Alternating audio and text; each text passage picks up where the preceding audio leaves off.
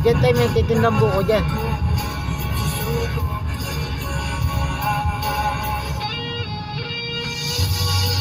Ulam mo, nakitulog ka lang sa mga kaibigan mo. Eh kami, yung mga nananaginip lang ako na ibulalas ko habang naiiyak na sa sobrang pagkatakot. Pero sa halip na maglaho ay nakaramdam ako ng tila may puwersang sumasakal na sa aking leeg. Nagpupumiglas ako noon at sinubukang makawala. Pero hindi ako nagtagumpay. Muli akong napatingin sa multo ni Father Rogelio na nakalutang pa rin sa aking paanan.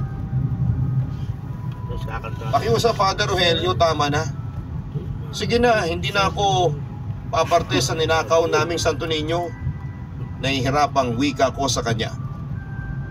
Mamayang kaunti ay narinig ko ang boses ng pare na umaalingaw-ngaw sa aking utak. Ibalik ninyo ang ninakaw ninyo sa simbahan. Tanantang lumapit sa akin. Anong nangyayari sa iyo, Penser? Bakit ka sumisigaw? Nag-aalalang tanong sa akin ng aking ama. Si Father Rogelio, minumulto ako. Naibulalas ko sa kanya habang umiiyak. Samantala'y nagsalita naman si Mama.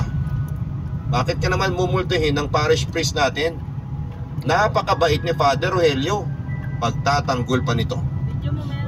Gusto ko sanang sabihin sa mga magulang ko ang katotohanan, pero syempre hindi yun natuloy dahil ayaw ko namang ilaglag ang mga kasamahan ko. Sa kabilang banda, Papa Dudut, pagkatapos noon ay nagkasakit ako ng ilang araw at sa mga panahong yon ay hindi ako tinigilan ng multo ni Father Rogelio. Madalas siyang nagpapakita sa aking panaginip. Tapos kapag kaso, Papa Dudut, sa bibig na rin ng mga magulang ko nang galing ang balitang nahuli daw. Slide left, then you will arrive at your destination. At Lakad. Lakad ka. Yung tingi-tingi yung grade 6 papel. Tingi-tingi ka lang. Meron kaya kay ate Nene. Bibili tayo mamaya. Nagawa ko.